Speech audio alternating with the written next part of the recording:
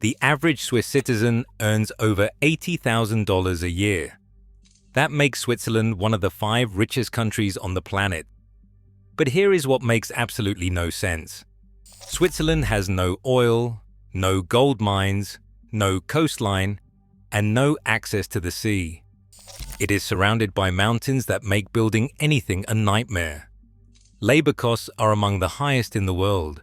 By every rule of economics, Switzerland should be a poor, irrelevant country stuck in the Alps. And yet, it is the exact opposite. So what do the Swiss know that the rest of the world does not? Let us actually break down why Switzerland should be struggling. First, it is completely landlocked. No ports, no direct access to global shipping routes. Countries like Singapore and the Netherlands built their wealth on trade. Switzerland cannot even reach the ocean without crossing through another country. Second, natural resources are almost none. There are no oil fields like Saudi Arabia. There are no rare earth minerals like Congo. There is no vast farmland like America. The terrain is 70% mountains, beautiful to look at, terrible to build on. Third, cheap labor does not exist here. Swiss workers are among the most expensive in the world. Manufacturing anything in Switzerland costs significantly more than in China, Vietnam, or even neighboring Germany. And fourth, the country is tiny. Only 8.5 million people. That is smaller than New York City. A limited domestic market, limited workforce, limited everything. On paper, Switzerland has every disadvantage a country could have. No resources, no access, no cheap labor, no scale. Countries with far more advantages have struggled for decades. Venezuela has more oil than almost anyone, and it is collapsing. Argentina has endless fertile land, and it cannot stop going bankrupt. So why is Switzerland thriving while others with better cards keep losing? The answer comes down to one thing. Trust. Not chocolate, not watches, not skiing. Trust. Switzerland figured out something centuries ago that most countries still haven't learned. In a world full of chaos, wars, and broken promises, being the most trustworthy place on earth is worth more than any gold mine. But here's where Switzerland's story gets uncomfortable. In 1945, while the rest of Europe was burning, Switzerland was counting money. And not all of it was clean. World War II was the most destructive conflict in human history. Countries across Europe were bombed, invaded, and economically devastated. Germany, France, Britain, Italy, all of them came out broken in some way. But Switzerland came out richer than before. Here's how. While every other European nation picked a side, Switzerland declared neutrality. But this was not some noble moral stance.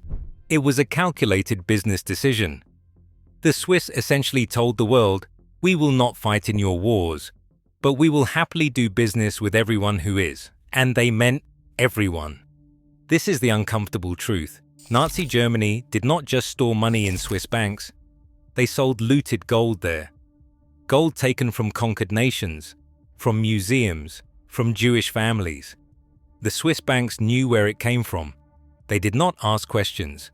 They provided secrecy, safety, and no judgment. But here is the thing. Wealthy Jewish families also stored their money in Switzerland, trying to protect it from the Nazis. Allied nations used Swiss banks too. Everyone did. Because in the middle of total war, Switzerland was the only place everyone could trust to stay neutral and keep their money safe. Was it moral? That is debatable. Was it profitable? Absolutely. After the war ended, much of that money was never claimed. Original owners had died. Families were wiped out. Documentation was lost. And Swiss banks, protected by some of the strongest secrecy laws in the world, simply kept it. This foundation of neutrality and secrecy didn't start with World War II. It goes back centuries. In 1713, Geneva created laws preventing bankers from revealing client information. By 1934, Switzerland made it a federal crime to disclose banking details, not a civil offense, an actual crime with prison time. While other countries were fighting, inflating their currencies, and seizing assets, Switzerland was building a reputation. A reputation that your money, no matter who you are or where it came from, would be safe here. And that reputation became their greatest export. So how did Switzerland turn trust into trillions of dollars? Let's start with the obvious. Banking. Swiss banks hold an estimated $6.5 trillion in assets. That's roughly 25% of all cross-border wealth in the world, sitting in one tiny country. The banking sector alone accounts for around 10% of Switzerland's gross domestic product. But it's not just secrecy that attracts money, it's competence. Banks like UBS and Credit Suisse aren't just vaults. They offer some of the most sophisticated wealth management services on the planet. Generations of expertise have been passed down, and a reputation for handling complex international finance that very few can match. But here's what most people don't realize. Switzerland's trust advantage goes far beyond banking. Look at their political system. Switzerland is one of the only true direct democracies in the world. Citizens don't just vote for politicians, they vote directly on policies. Tax rates, infrastructure projects, immigration laws, everything goes to referendum. The Swiss people vote on things constantly, sometimes multiple times per year. This creates something powerful: predictability. When you invest in Switzerland, you're not worried about some new president coming in and changing all the rules. The people control the policies. Changes happen slowly, with consensus. Businesses can plan for the long term because the government can't suddenly flip everything upside down. Now add the Swiss-made brand. When you see those words on a watch, you automatically assume quality. But this didn't happen by accident. Switzerland spent over a century building a reputation for precision, durability, and craftsmanship. Companies like Rolex, Patek Philippe, and Omega aren't just selling watches. They are selling trust that this product will work perfectly for generations. The same applies to their pharmaceutical industry. Novartis and Roche are among the largest pharmaceutical companies in the world, headquartered in Switzerland. Why? Because Swiss-made in medicine means rigorous standards, reliable quality, and trustworthy research. Even their trains run on time. It sounds like a joke, but it matters. When every small detail works as promised, it reinforces the bigger message: you can trust Switzerland. And trust attracts money. Money funds education. Education creates innovation. Innovation produces patents. Switzerland files more patents per capita than almost any country on Earth. That innovation creates high-value exports. High-value exports bring in more money. And the cycle continues. But systems alone don't explain everything. The Swiss people themselves have a culture built around earning trust. There's an old Swiss saying that captures their mentality: work hard, spend little, save a lot. Unlike Americans who often spend more than they earn, Swiss culture emphasizes frugality and long-term thinking. Consumer debt is looked down upon. Flashy displays of wealth are considered distasteful. Even millionaires in Switzerland often live modestly compared to their counterparts elsewhere. This creates a stable domestic economy. People save money, banks lend it out, businesses invest, and the cycle remains healthy. No bubbles, no crashes, no drama. The Swiss also have an obsession with quality over quantity. They'd rather produce fewer things that are excellent than mass-produce cheap products. This mindset is everywhere, from the food they eat to the products they manufacture, to the education they provide. Speaking of education, Switzerland invests heavily in developing skilled workers. Their apprenticeship system is one of the best in the world. Young people don't just go to university.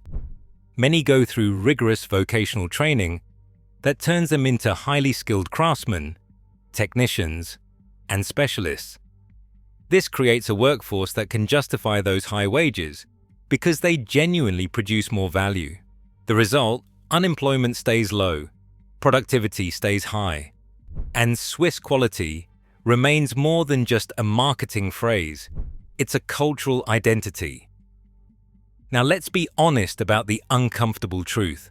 Switzerland's banking secrecy hasn't just protected legitimate wealth. It has been a haven for dictators, drug cartels, arms dealers, corrupt politicians, and tax evaders from around the world. Transparency International ranked Switzerland as one of the least corrupt countries overall, but it ranked the banking sector as one of the most corrupt in the world, specifically because of those secrecy laws. The script has always been simple. You are being investigated for fraud in your home country. Your money is safe in Switzerland. You stole billions from your nation's treasury. Switzerland will not ask how you got it. You die before anyone can prosecute you. That money sits in Swiss vaults forever. In recent years, international pressure has forced Switzerland to sign some transparency agreements. Headlines declared the end of Swiss banking secrecy. But the reality is this: the secrecy largely remains intact, just with more paperwork. Getting information out of a Swiss bank still requires meeting conditions that most authorities find nearly impossible to satisfy. Is Switzerland's wealth built on dirty money? Not entirely. But pretending their hands are clean would be naive. Can other countries copy Switzerland's model?